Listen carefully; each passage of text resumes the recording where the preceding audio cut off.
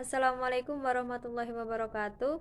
Kami dari kelompok 8 Prodi Pendidikan Ekonomi 2A Universitas Bhinneka PGRI Tulungagung akan mempresentasikan hasil diskusi dari kelompok kami yang berjudul Indikator Keberhasilan Pendidikan. Kelompok kami beranggotakan 1. Muhammad Maulana Majid, 2. Ratna Pravitasari, 3. Nurul Aini Dewi, 4. Trisma Dwi Agustin, 5. Frida Mita Fatikasari. Indikator keberhasilan.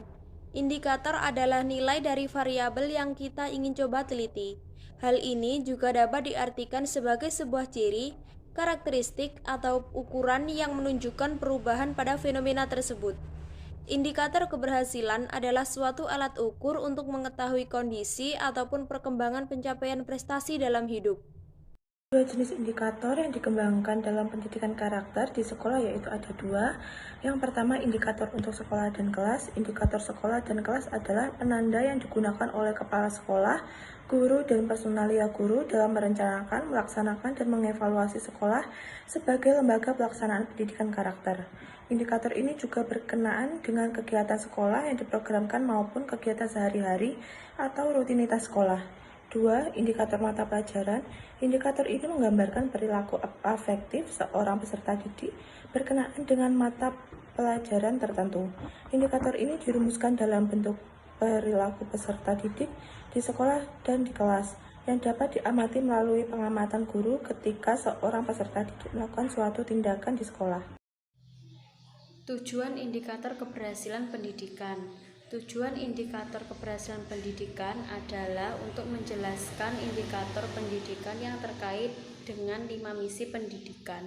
Sudah menjadi kesepakatan bahwa indikator pendidikan mempunyai peran sebagai suatu proksi, suatu awal peringatan dini, dan untuk mengevaluasi kebijakan Kementerian Pendidikan dan Kebudayaan berdasarkan kriteria yang dipahami oleh pembuat kebijakan pendidikan sebagai alat ukur keberhasilan suatu pembangunan pendidikan.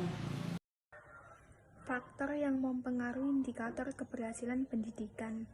1. Komponen pendidik. Syarat utama pendidik adalah mampu sebagai sosok tauladan. Konsep pendidik yang sekaligus pemimpin seperti yang diungkapkan oleh Ki Hajar Dewantara, yakni ing ngarsa sing tulodo ing madya mangan karsa tuturi handayani, yang semaksimal mungkin harus dipenuhi komponen pendidik. Jika konsep ini dipenuhi, maka dalam diri pendidik tersebut akan memancarkan aura yang menyebabkan wibawa pada dirinya. 2. Komponen peserta didik. Peserta didik dituntut berperan aktif di dalam proses pendidikan. Peran aktif ini diwujudkan dalam sikap taat pendidik, yaitu taat pada perintah maupun larangan pendidik. Taat pada pendidikan ini dilakukan ada maupun tidak ada pendidik, ada atau tidak adanya orang tua maupun guru, ia akan tetap. 3. Komponen pelaksanaan. Dalam pelaksanaan pendidikan, manusia baik pendidik maupun peserta didik harus dalam kondisi yang bebas demokratis.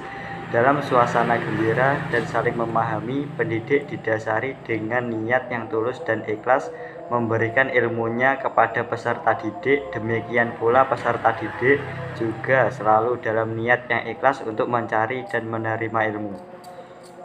Sekian yang dapat saya sampaikan. Wallahul muwaffiq ila aqwamit thoriq. Wassalamualaikum warahmatullahi wabarakatuh.